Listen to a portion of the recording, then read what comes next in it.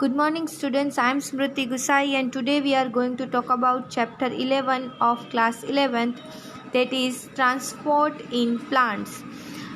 इसके नाम पर से ही हमें पता चल जाना चाहिए कि ट्रांसपोर्ट इन प्लांट्स यानी कि वाटर, मिनरल्स, वो ट्रांसपोर्टेशन कैसे होता है प्लांट्स में, उसके बारे में हमें आज बात करनी है। अब हम सब लोग जानते हैं कि हम पानी होता है वो हम रूट में डालते हैं और ग्रोथ कहाँ पर होता है, पूरे प्लांट में होता है। तो ये सारी प्रोसेस कैसे होती है वो देखनी है हमें। How water reach the of all the plants body, यानी कि पूरी प्लांट बॉडी में पानी कैसे पहुंचता है।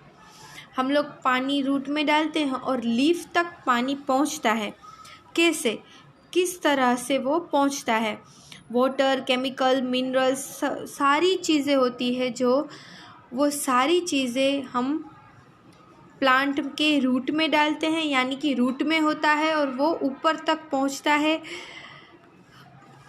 फोटोसिंथेसिस प्रोसेस भी होती है और पूरे प्लांट को वो फूड पहुंचाता है, पर किस तरह से, इसके पूरे डिटेल हम आगे पढ़ेंगे। अब आप सबको पता है हम रूट में पानी डालते हैं तो ऊपर तक कैसे पहुंचता है, वो एक ऑपोजिट वे हो गया, क्योंकि हमें गुरुत्वाकर्षण लॉ है जो उसमें क्या बताया है कि हम लोग ऊपर से कोई भी चीज़ फेंकेंगे तो उसके ऊपर हमें एनर्जी नहीं लगानी पड़ती है। हम जो चीज़ नीचे से ऊपर तक लेके जाना चाहते हैं उस पर ही हमें फोर्स यानी कि एनर्जी लगानी पड़ती है। एग्ज़ाम्पल में हम ले लें तो आप लोग जब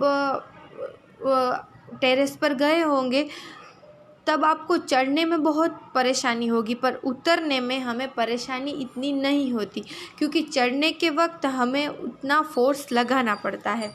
तो यहाँ पर भी रूट में पानी को ऊपर तक पहुँचाने के लिए एनर्जी की ज़रूरत पड़ती है। उसके बारे में हम डिटेल में पढ़ेंगे आगे। यहाँ पर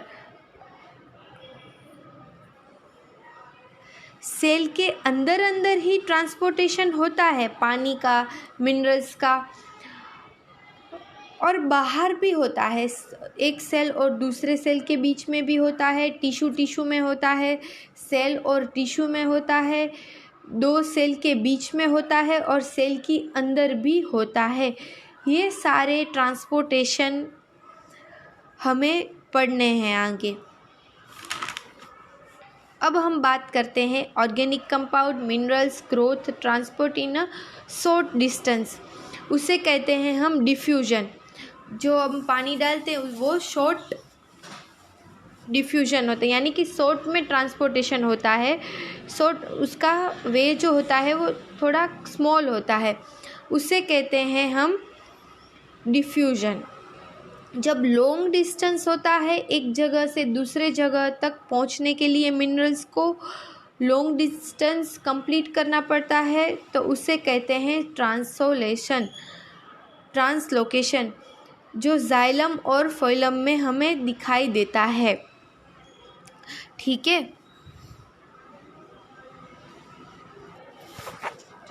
from the storage and organs they are later re-export. The minerals and nutrients are taken up by the roots and transported upwards into the stem, leaves and the growing regions. When any plant parts undergoes senescence, nutrients may be withdrawn from the such regions and moved to the growing parts. Hormones or plants growth regulators and other chemical signals are also transported through is a very small amounts. Sometimes it's a very strictly polarized or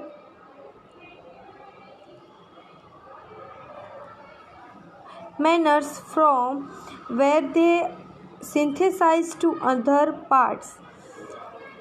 Now each organ receiving some substance and giving out some others. सबको समझ में आ गया कि क्या बोल रहे हैं कि जो भी पानी और हम सब डालते हैं रूट में, वो सारी चीज़ें प्लांट के बॉडी में पहुंच जाती है। अब हम बात करेंगे नेक्स्ट वीडियो में means of transport. Thank you.